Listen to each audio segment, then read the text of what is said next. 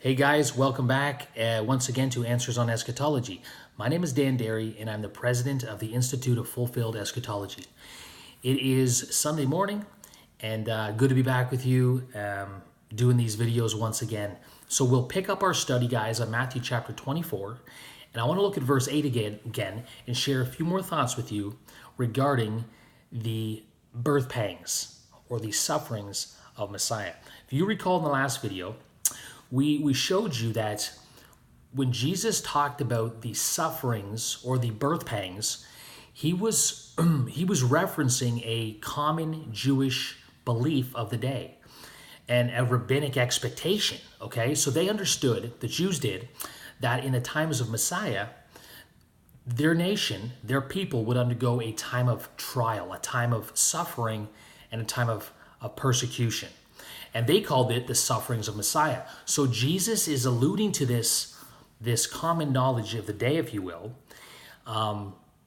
when he's talking about the persecutions and these things that will come upon his disciples. The wars, rumors of wars, pestilence, famines, persecutions, these things. He said, listen, guys, these are the messianic sufferings, the beginning of the messianic sufferings. That was what he was saying.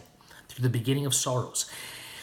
in last video, excuse me, we went back to Jeremiah chapter 30, and we showed you a text where these rabbis and where the teachers of Israel probably got this idea of the messianic sufferings. Isaiah chapter 30 talks about the time of Jacob's trouble, when Israel would go through a time of trouble, of testing.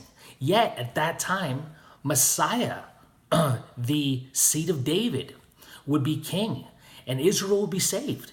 So they understood that in their messianic restoration, there would be a time of trouble, a time of sorrow.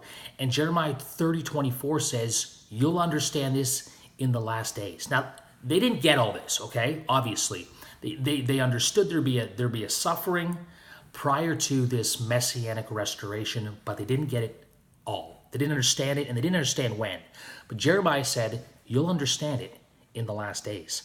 Now, what I want to do is I want to go to a last days text, which better explains these woes, these messianic sufferings, these birth pangs that Jesus is talking about, places it in Israel's last days, and then I want to go show you its fulfillment in the New Testament. So go with me, guys, to Deuteronomy chapter 32. And Deuteronomy 32 is known as the Song of Moses. And it's a projected prophecy into Israel's last days. Now let's look at Deuteronomy, that's 32, 18 to 20. And let's go. So speaking to Israel, Moses he says, you neglected the rock who begot you and forgot the God who gave you birth. The Lord saw this and it spurned them because of the provocations of his sons and daughters. Then he said, I will hide my face for them. I will see what their end, see Israel's end, I will see what their end shall be, for they are perverse generation, sons in whom is no faith. Jump down to verse 28. For they are a nation lacking in counsel, and there is no understanding in them. I would that they were wise, that they would understand this, that they would discern their last end. See, this is about Israel's last end. This is not the end of time, the end of the Christian age. This is Israel's last end. So again, Moses is saying now, I wish Israel understood what I'm teaching. God through Moses is saying this. I wish they would understand their last end. Jump with me down to verse 32 now. He says, indeed their rock is not for their vine is the vine of Sodom, and their field, the fields of Gomorrah. Their grapes are grapes of poison, their clusters bitter. Their wine is the venom of serpents, and the deadly poison of cobras. Is it not laid up in store with me, sealed in my treasures?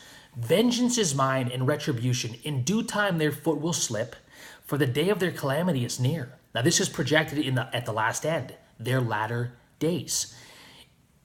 For the time of their calamity is near, and the impending things are hastening upon them. Watch this, 36. For the Lord will vindicate his people. Okay, there's the redemption. There's the vindication. And he will have compassion on his servants when he sees that their strength is gone, and there is none remaining bond or free. Go down to verse 4. Indeed, I will lift up my hand to heaven and say as I live forever, if I sharpen my flashing sword and my hand takes hold on justice, so that's the vindication of the righteous, I will render vengeance to my adversaries and I will repay those who hate me. I will make my arrows drunk with blood, and my sword will devour flesh with the blood of the slain and the captives from the long-haired leaders of the enemy. Rejoice, O nations, with his people, for he will avenge the blood of his servants. That's the salvation of Israel. And will render vengeance to his adversaries. That's the messianic sufferings. And will atone for his land and his people. You see, guys, in Deuteronomy 32, in the Song of Moses, it's projected in Israel's latter end, Israel's last days. And there is a time in those days of a vindication of his servants, a vindication of the righteous, and a judgment of the wicked, the avenging and vengeance of those who shed innocent blood. And this would take place in Israel's last days. Now watch this, guys. Go with me to Matthew chapter 23. Remember, Deuteronomy chapter 32, these messianic sufferings, this vengeance upon Israel will come as a result of their shedding innocent blood.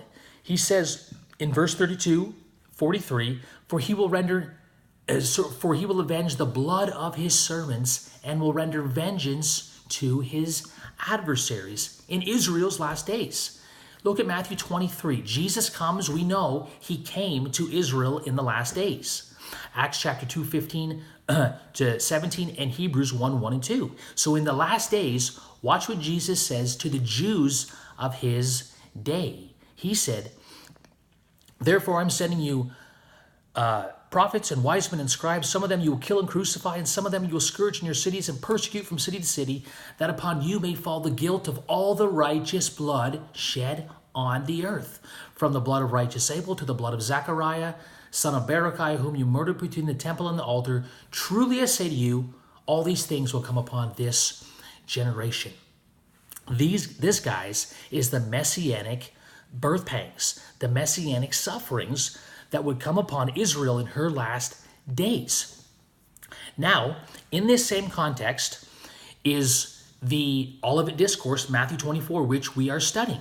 But go with me to the parallel account in Luke, and I want to show you the fulfillment of Deuteronomy chapter 32 in Israel's last days, when vengeance would be rendered to the adversaries, when vengeance would be meted to Israel for shedding innocent blood, and when salvation and vindication would be given to the righteous. Okay, and this is also the fulfillment of Jeremiah chapter 30. In Israel's last days, they were to understand this. And in the time of Jacob's trouble, Israel would be saved. Okay, now watch this. Luke 21. And this is obviously Jesus speaking in the last days. And look what he says, Luke 21, verse 20 to 23. But when you see Jerusalem surrounded by armies, then recognize that her desolation is near. Here is the judgment of the wicked, in the context of those who had shed innocent blood. Matthew 23, 30 and following, which you just read. Then those who are in Judea must flee to the mountains, and those who are in the midst of the city must leave, and those who are in the country must not enter. Watch this, because these are the days of vengeance. Deuteronomy chapter 32, the Lord will render vengeance on his adversaries, on his enemies, because these are the days of vengeance, so that all things which are written will be fulfilled.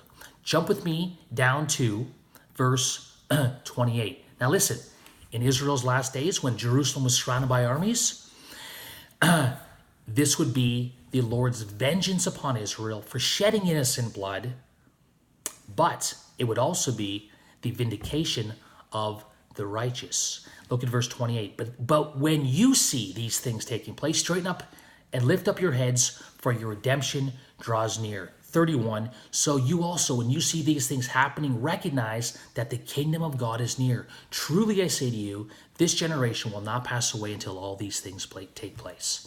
Guys, this is the fulfillment of the messianic sufferings, of the birth pangs, which began in Israel's last days. It was prophesied of a time of Jacob's troubles, of Israel's troubles, yet in the midst of those troubles, they would be restored, they would be saved, and they would come to David, their king. That is the seed of David. Jeremiah chapter 30.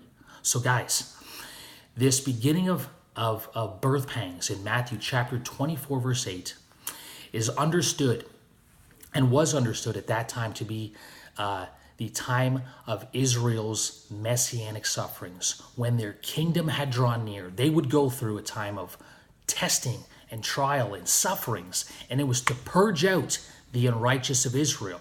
But through those sufferings and through those birth pangs, the righteous remnant was being birthed into their redemption and into the kingdom of God. So guys, that's it for this video. We'll pick it up next time on Answers on Eschatology. I appreciate you tuning in as always. Bye for now, and God bless.